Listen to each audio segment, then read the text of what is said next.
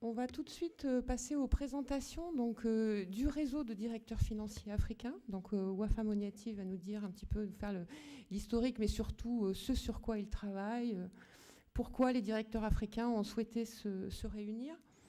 Et puis Véronica enchaînera avec donc un réseau beaucoup moins constitué pour l'instant, hein, qui est à ses démarrages, mais pareil pour nous donner son point de vue.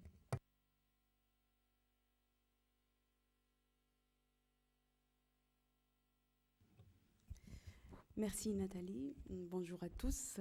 Merci de m'avoir donné l'occasion de faire partie de ce panel à prédominance féminine. Et je crois que c'est démontrable au niveau de toute la salle. Alors, s'agissant du réseau Africa Finet, il est né en septembre 2013 grâce à une initiative de CGLU Afrique, en marge du réseau, en marge du congrès, du 4e congrès de CGLU qui s'est tenu à Rabat. Et la volonté de se constituer en réseau, c'est surtout pour constituer une force de proposition et d'aide à la décision au niveau des maires, et constitue encore une force de plaidoyer par rapport aux autorités centrales, surtout quant à l'équité de distribution ou de partage des ressources entre collectivités territoriales et État, quant à la transparence de certaines allocations qui nous arrivent de l'État, entre autres la part des collectivités locales quant à la taxe sur la valeur ajoutée. On aimerait bien savoir comment elle se calcule, parce que dans nos jours, on attend toujours qu'une circulaire nous parvienne de l'autorité de tutelle pour savoir le montant qui est alloué à la collectivité. C'est vrai, on sait que là-dedans, il incorpore un critère de démographie, d'effort fiscal, mais on ne sait jamais comment ça se calcule. Ça, je vous le donne à titre d'exemple. Donc, parmi les objectifs de notre réseau, c'est d'être un outil au service de la décentralisation. Et donc, il promeut des idées de décentralisation financière qui doit suivre une décentralisation administrative. Parce que je crois que je peux étaler ça au niveau de toute l'Afrique. Il y a désormais une décentralisation administrative, mais la décentralisation financière ne suit jamais à la même allure. Donc, ça marche pas.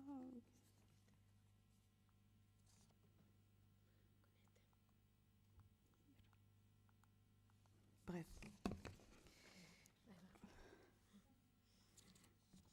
Donc, l'un des objectifs du réseau est d'œuvrer à l'amélioration de la décentralisation financière. Comment on veut réaliser ça? C'est en améliorant la gestion financière et en améliorant et en renforçant les capacités des directeurs financiers. Parce que ça ne sert à rien si on promeut une décentralisation financière sans que les capacités ou les ressources humaines ne soient pas à la hauteur des ambitions de décentralisation.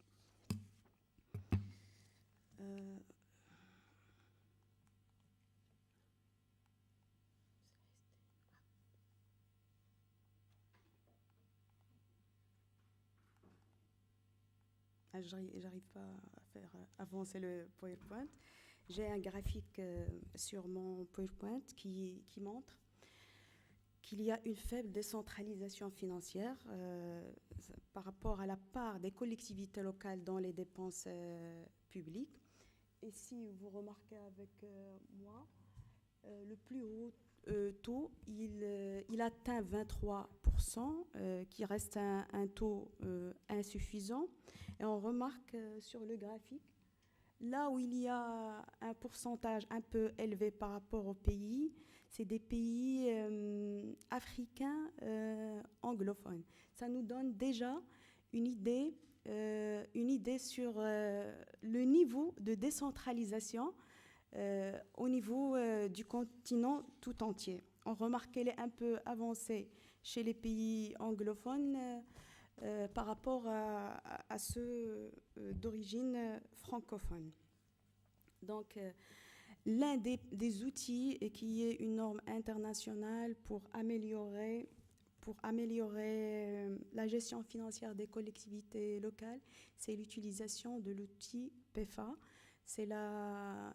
PEFA veut dire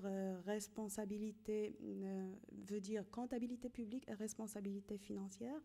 Cet outil, il contient un large éventail de ratios très pertinents, tels que crédibilité du budget, stock des arriérés, pourcentage d'exécution des budgets. Et donc, l'ambition, c'est de vouloir appliquer cet outil aux collectivités africaines parce que ça les crédibilise en quelque part et ça leur indique les champs qu'il faut améliorer d'ici l'avenir.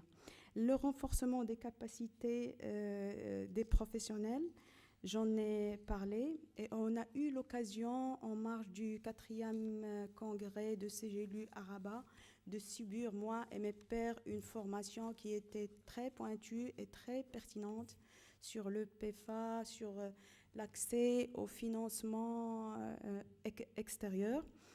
Et on a pu continuer cette action au mois de juin à Marseille à l'occasion d'une formation des directeurs financiers d'Afrique de l'Ouest pour mieux approfondir nos connaissances. Alors, comment promouvoir le niveau de décentralisation financière ? Là, on s'est rendu compte, c'est qu'on veut mettre en place une décentralisation financière, mais on n'a même pas les données financières.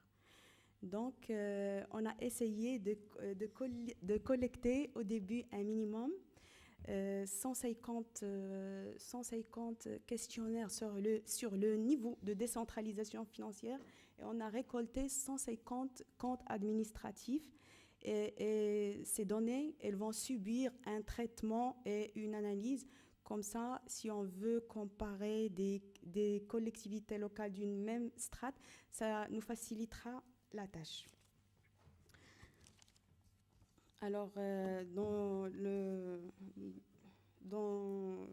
cadre de ce que nous faisons, on va publier 3 publications principales.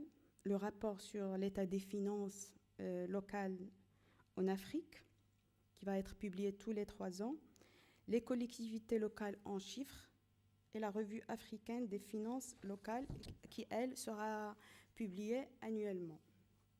Le contenu de ces publications, il y aurait bien sûr des articles des professionnels des collectivités locales là-dessus, et ça sera un lieu ou un espace de débat, d'échange et de prise de décision.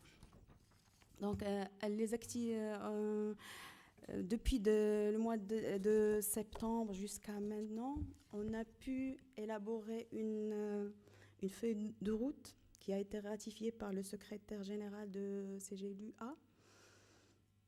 Et donc, la feuille de route, elle contient tout un programme qui retrace tous les sujets chauds qu'on doit traiter. Et il y a un rétro-planning et des financements éventuels. Jusqu'à présent, on a pu avoir, grâce au SECO suisse, avoir des financements pour mettre en œuvre 2 PEFA en Tunisie et 2 PEFA en Afrique de l'Ouest. Le mois de décembre, on va tenir une conférence de grande envergure à Marrakech qui traitera, elle, des moyens, des financements comment les améliorer, comment chercher les financements, comment pour les collectivités, comment elles doivent s'orienter dorénavant au secteur privé au lieu du secteur public pour pouvoir être financées. Et en marge de cette conférence, il y aurait un atelier de formation des 34 directeurs sur la notation financière, parce qu'on s'est rendu compte que cette pratique de la notation financière, même pour la plupart des collectivités africaines, est toute neuve. On ne peut plus la contourner. Donc, toutes les collectivités locales africaines doivent se livrer à cet exercice pour pouvoir prétendre à un marché financier privé. En même temps, on a préparé des grilles de passage de la nomenclature des budgets des collectivités africaines à une nomenclature harmonisée. Et on a déjà trouvé un prestataire qui va nous faire ce service.